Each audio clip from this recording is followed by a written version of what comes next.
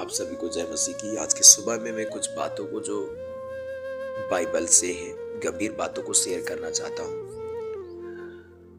जब प्रभु यीशु मसीह पतरस से मुलाकात किया और सुसमाचार सुनाया तो पतरस के जीवन में पवित्र आत्मा कार्य किया और उसने विश्वास किया और प्रभु ने उसके सामने एक चुनाव रखा कि अपनी नाव को छोड़कर मेरे पीछे हो ले।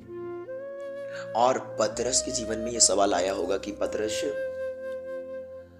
जो इतने समय से बिजनेस कर रहा है, लोगों की भीड़ है, अच्छा व्यापार चल रहा है और उनके पास पैसे आ रहे हैं, उनका परिवार उस व्यवसाय से चल रहा है,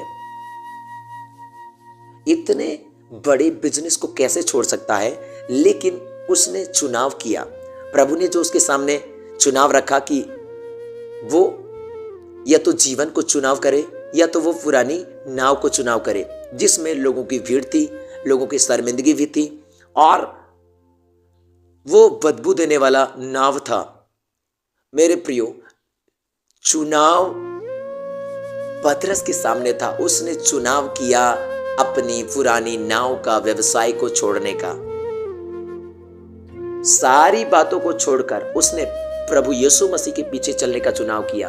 और एक समय आया कि प्रभु ने उसके नाव के विषय में बात किया कि पतरस अपनी नाव को किनारे से हटा ले, मुझे अभी तेरे नाव पर बैठना है, मुझे तेरे नाव से लोगों को बात करने के लिए इसकी जरूरत है, क्या तुम मुझे अपना नाव दोगे?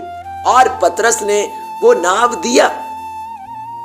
जो जिंदगी को परमेश्वर ने, एक समय था कि वो संगति को छोड़कर, वो सोसाइटी को छोड़कर पतरस को वापस आने के लिए कहा। अब परमेश्वर उसी पतरस का नाव को इस्तेमाल कर रहा है, फिर से वो सोसाइटी के अंदर में, वो समाज के अंदर में, वो लोगों के भीतर, लोगों के बीच में परमेश्वर के वचन को बोने के लिए, ताकि उनका जीवन भी बचाया जाए। परमेश्वर आज आपको कहना चाहते हैं कि अब वो जीवन जो काफी समय पहले प्रभु ने कहा उस संगति से बाहर आ जा, अब समय है कि आप अपना नाव को प्रभु को दे, आप अपना जीवन रूपी नाव को प्रभु को दे, ताकि आपके जीवन के द्वारा परमेश्वर अपने राज्य का वचन को बांट सके। वो परमेश्वर के अनंत काल का राज्य का बीज को लोगों के हृदय में डाल सके, ताकि वे भी मन फिरा कर बचाया जाए और उद्धार पाने पाए।